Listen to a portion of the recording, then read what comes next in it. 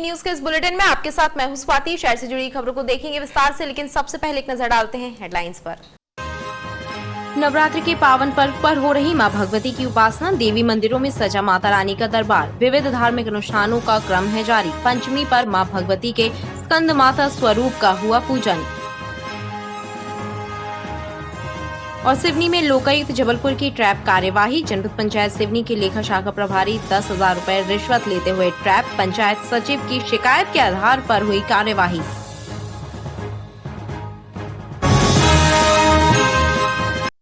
नवरात्र पर्व के अवसर पर मां भगवती के जयकारे चहुं ओर गूंज रहे हैं। मंदिरों और दुर्गा पंडालों में मां भगवती के दर्शनों के लिए भक्तों का तांता लग रहा है। देवी मंदिरों में सुबह से ही भक्त माता के दर्शनों और पूजन के लिए पहुंच रहे हैं। नवरात्र की पंचमी पर भक्तों ने माता के स्कंद माता स्वरूप का विधि विधान से पूजन अर्चन किया।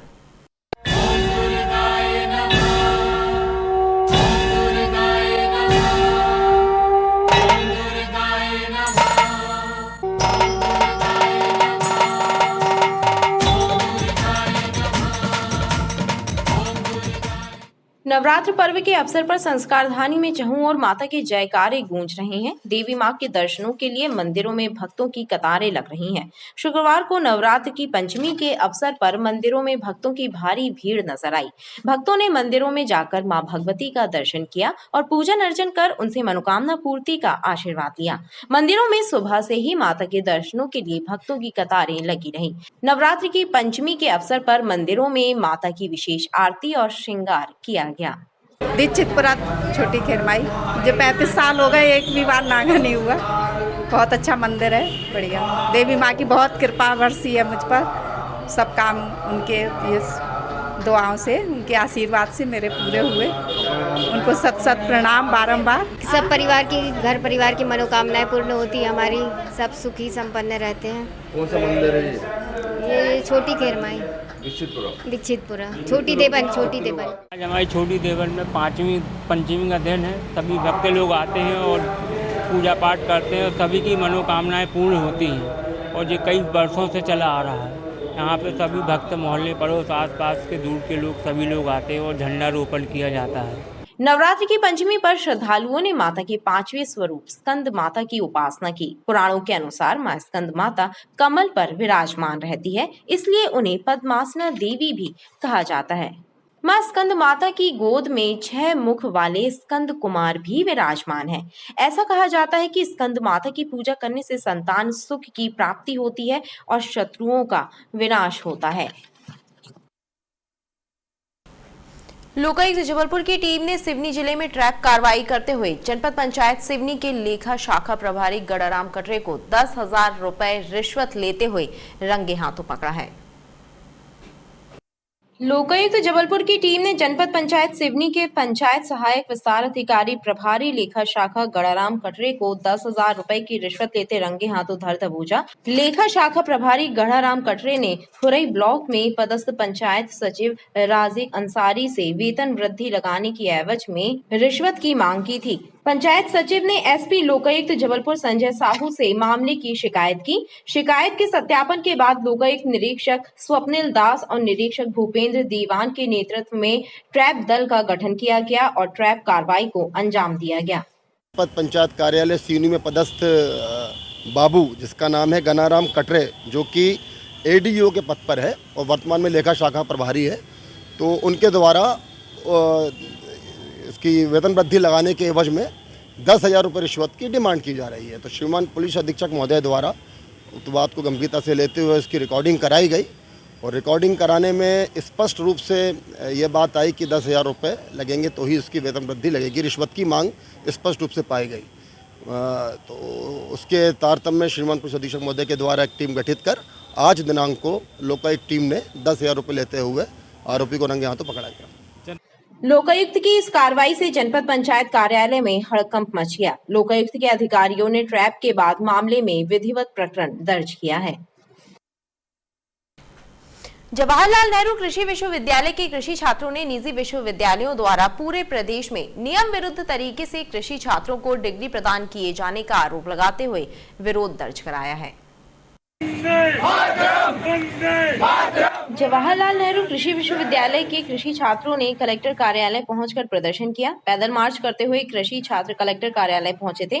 कृषि छात्रों ने आरोप लगाया कि पूरे मध्य प्रदेश में निजी विश्वविद्यालय नियम विरुद्ध तरीके से कृषि डिग्री प्रदान कर छात्रों के भविष्य से खिलवाड़ कर रहे हैं, जबकि इन विश्वविद्यालयों को कृषि डिग्री प्रदान करने का अधिकार नहीं है। प्रदर्शनकारी छात्रों ने इस मामले में महामहिम राज्यपाल से उचित कदम उठाने की मांग की है।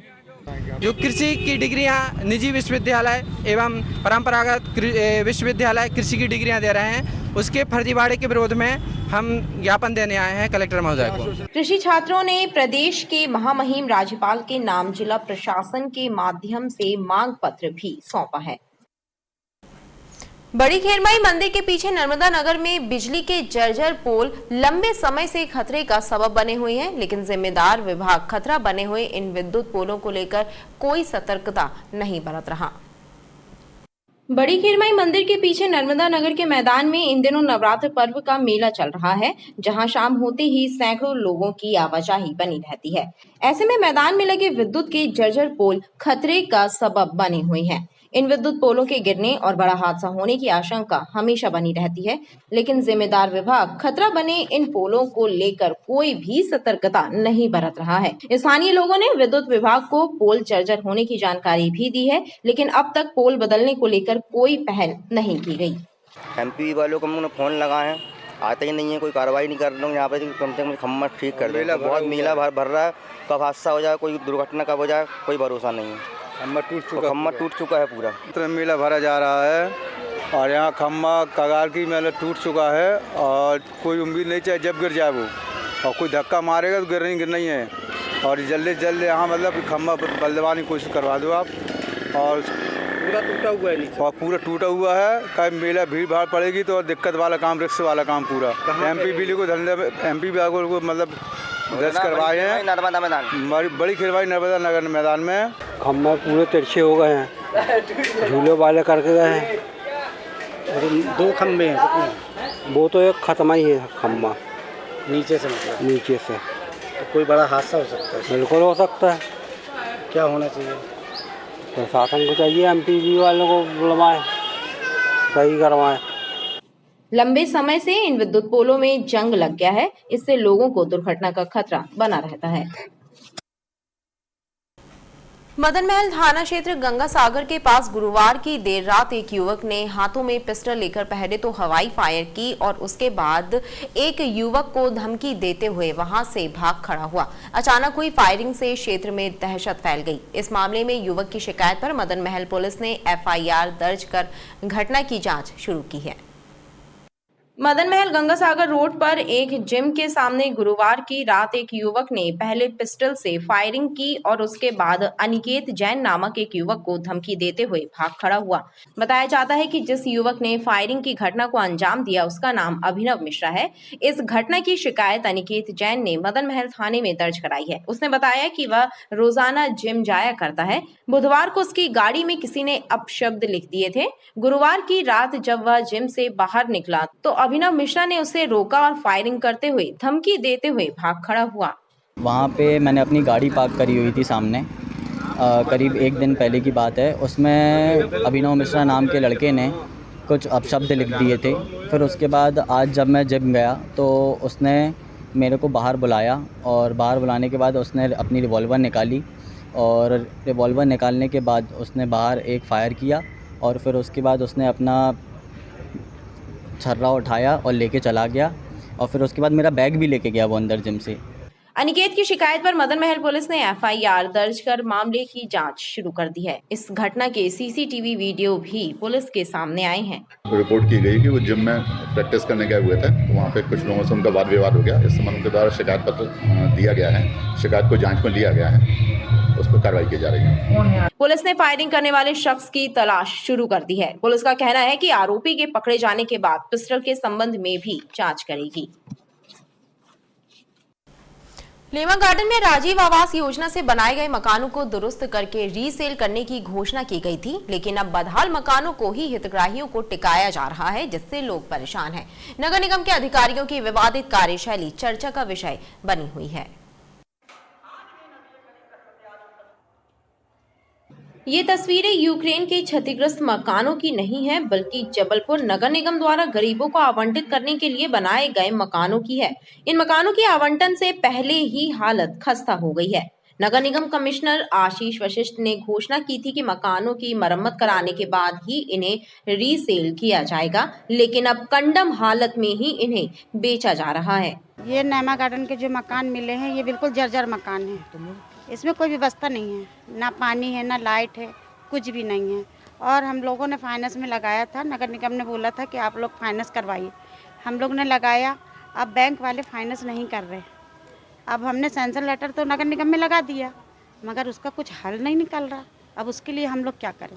दरवाजे वगैरह भी सब उखड़ हाँ, सब खिड़की दरवाजे सब उखड़ गए हैं। पूरे खंडर हैं, लैट्रिन बाथरूम सब टूटी हुई है और बहुत बुरी स्थिति है मकानों की।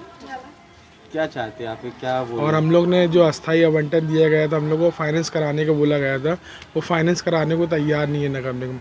आज हम लोग को सैंक्शन लेटर दी हुई है, 4 महीने हो रहे हैं और कुछ पता ही नहीं नगर। जब जाओ कुछ ना कुछ उल्टे सीधे जवाब मिल जाते हैं, हो रहा है, फाइल गई है, ये है, वो है। खराब है बहुत ज़्यादा, पूरा मतलब ओट बोर्ड साइड है, सब उखाड़ के ले गए, इसका कुछ बचा नहीं है। अब वो इसको कंप्लीट करवाने में कम से कम 1 लाख रुपए खर्चा है अभी।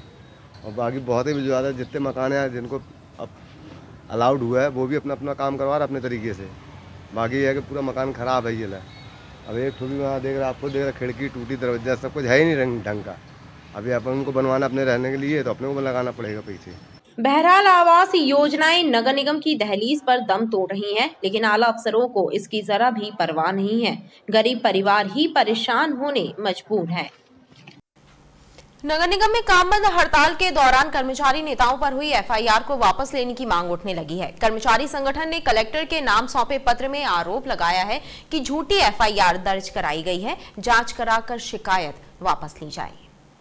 पिछले 21 सितंबर को नगर निगम में चली काम बंद हड़ताल के दौरान टाउन हॉल में आयोजित शासकीय योजना शिविर में तोड़फोड़ हो गई थी, जिस पर कुछ कर्मचारी नेताओं पर एफआईआर दर्ज की गई थी। कर्मचारी संगठनों का कहना है कि एफआईआर झूठी दर्ज कराई गई है, लिहाजा उसे वापस लिया जाए।